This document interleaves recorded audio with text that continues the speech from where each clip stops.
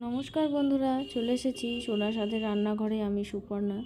আজ তোমাদের আমি কলা পাতায় ছোটো মাছের পাতুরি রান্না করে দেখাবো। কিছুদিন আগেই আমি এই রেসিপিটি তৈরি করেছিলাম, তখন আমি তোমাদের বলেছিলাম যে আমি রেসিপি করে দেখাবো। চলো আমি শুরু করে দিয়েছি। প্রথমে আমি পেঁয়াজ, বেগুন, আলু আর কাঁচা লঙ্কা একটা বাটিতে নিয়ে নিয়েছি, সরু সরু করে সব কেটে নিয়েছি। তার মধ্যে আমি নুন আর হলুদ আগে থেকেই দিয়ে দিয়েছি। এবার তার মধ্যে আমি ছোটো মাছগুলোকে সব দিয়ে দিলাম। দেখতে পাচ্ছ খুব ছোট ছোট মোরলা মাছ আছে, খয়রা মাছ আছে, সব মেশানো আছে। এবার সব মাছগুলো আমি ওর মধ্যে দিয়ে দিয়েছি।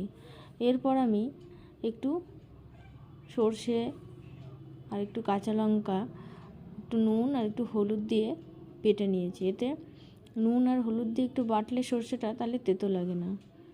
এবার আমি আর একটু পরিমাণে নুন দিয়ে দিলাম মাছের মধ্যে, কারণ আমি নুন হলুদ মাখাইনি। দিয়ে তারপর আমি একটু বেশি পরিমাণে সর্ষের তেল দিয়ে তারপরে সব কিছুকে ভালো করে মেখে কিছুক্ষণের জন্য আমি ম্যারিনেট করে রেখে দেবো। মোটামুটি 30 মিনিট রাখলেই ভালো মতন ম্যারিনেট করা হয়ে যাবে। ভালো করে মাছের সাথে সব কিছু আমি সুন্দরভাবে মেখে নিচ্ছি।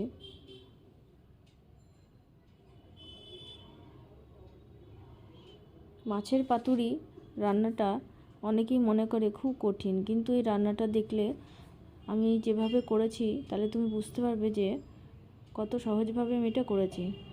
আর এই দেখো আমি নিয়ে নিয়েছি কলা পাতা। কলা পাতাগুলো সুন্দর করে চৌকো করে কেটে আমি একটু তেল বুলিয়ে নিয়েছি, তারপরে আগুনে একটু সেঁকে নিয়েছি।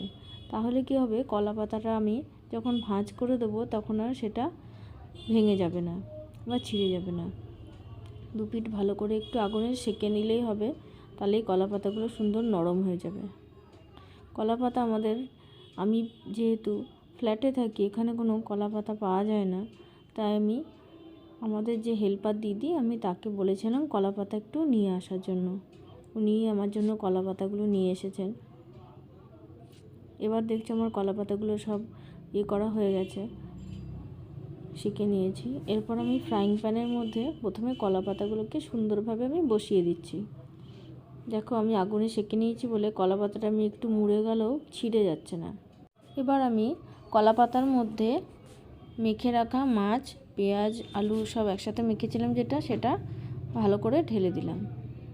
এবার আমি ওপর থেকে আরও কিছুটা পরিমাণে কাঁচা সর্ষের তেল এর মধ্যে উপর থেকে দিয়ে দেবো।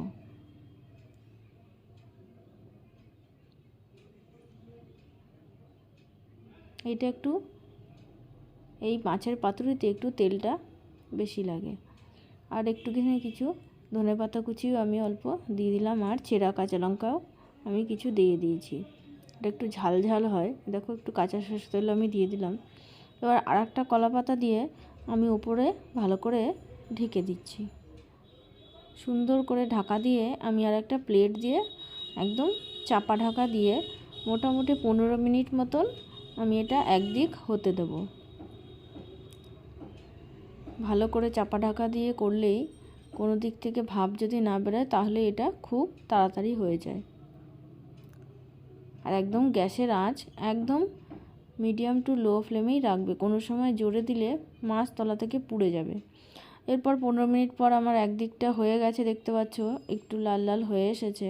এবার আমি প্লেটের মধ্যে নামিয়ে নিয়ে সেটাকে আবার একটু উল্টে দিয়ে দিয়েছিলাম। দু পিঠটাই আমার সুন্দরভাবে ভাজা হয়ে গেছে। এবার আমি সার্ভ করে দেখিয়ে দিচ্ছি। এই দেখো আমার পাতুরিটা তৈরি হয়ে গেছে। আমি এটা নামিয়ে নিয়েছি। দেখো গরম ধোয়া উঠছে, কেবলই নামিয়েছি। এটা খেতে গরম ভাতের সঙ্গে খুবই ভালো লাগবে।